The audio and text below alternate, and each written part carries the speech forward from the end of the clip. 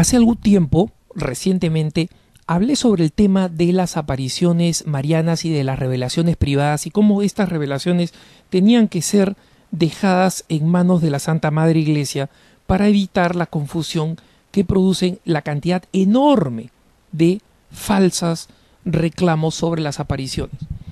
Al respecto, un lector de Así Prensa nos envió un verdadero ensayo, muy bien trabajado, con citas bíblicas, con citas de documentos de la Iglesia, con citas del Código de Derecho Canónico, etc. Básicamente para tratar de argumentar esto. Si nosotros dejamos a la Iglesia, solamente a la Iglesia discernir las apariciones, estamos perdiendo oportunidades de oro, de promesas que la Virgen nos hace o de dones que el Señor nos entrega. Por ejemplo, el tiempo que tomó aceptar un don tan maravilloso como el de la Divina Misericordia, revelado a Sor Faustina Kowalska. Y acá, para argumentar a favor de lo que dice este lector, también lo mismo pasó con el Sagrado Corazón de Jesús y todavía más las revelaciones a Santa Margarita María Alacoque. O Fátima, por ejemplo, que cuando la Virgen advierte que la Unión Soviética va a difundir todo su veneno y su horror, si se hubiera escuchado a tiempo y si se hubiera aceptado a tiempo, probablemente se hubiera podido impedir tal vez hasta la Segunda Guerra Mundial. Eso es cierto. Y quiero decir que comparto la angustia de este lector respecto de la posibilidad de que nos estemos perdiendo o estemos retrasando la fortaleza o la fuerza o la importancia de algunas de las apariciones o de revelaciones privadas. Sin embargo, quiero argumentar que con todo esto no existe ninguna razón para tratar de encontrar una alternativa a la autoridad de la Iglesia. En primer lugar, el amigo, frente a la frase que yo usualmente utilizo para explicar que las revelaciones privadas no le aumentan nada a la revelación, porque Jesús claramente nos dijo que todo lo que mi Padre me ha dado a conocer, os lo he dado a conocer. El amigo nos responde con la cita de Juan 16, 12, 14, donde dice Jesús: mucho tengo todavía que deciros, pero ahora no podéis con ello. Cuando venga Él, el Espíritu de la verdad, os guiará hacia la verdad completa.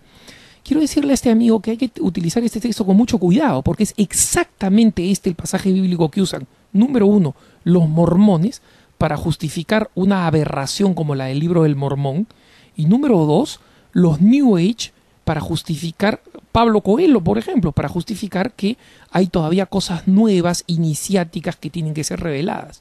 Esta cita no cambia nada el hecho de que la plenitud de la revelación se acabó con la revelación hecha por Jesucristo. Estas frases se refieren simplemente a que los apóstoles no iban a entender la plenitud de la revelación sino cuando viniera el Espíritu Santo.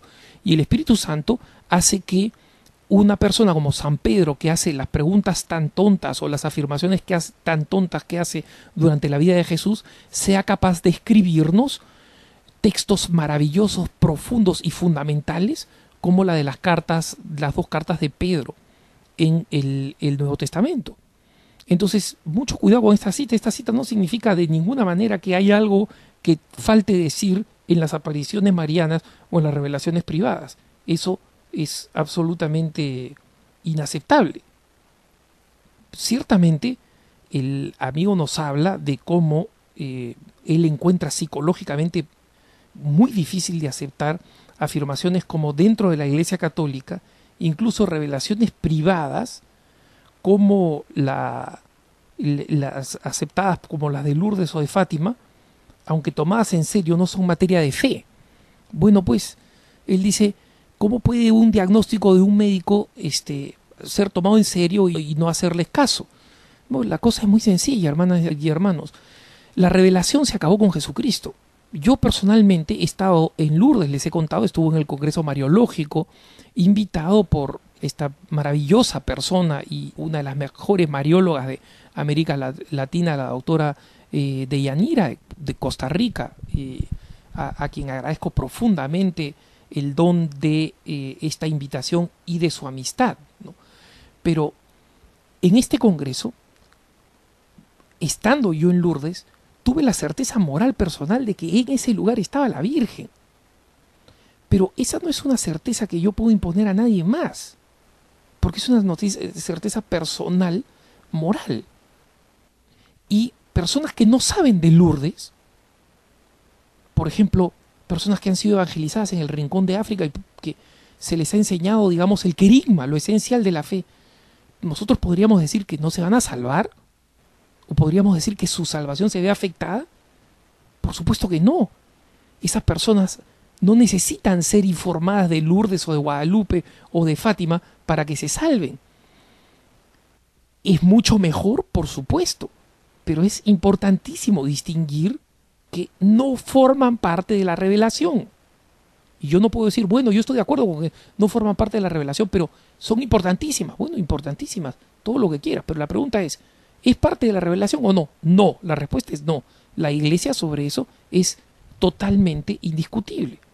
Y comparto con el lector la angustia, efectivamente, de no hacer caso y de las conductas erráticas que se han producido en el caso de muchas de estas apariciones o revelaciones privadas.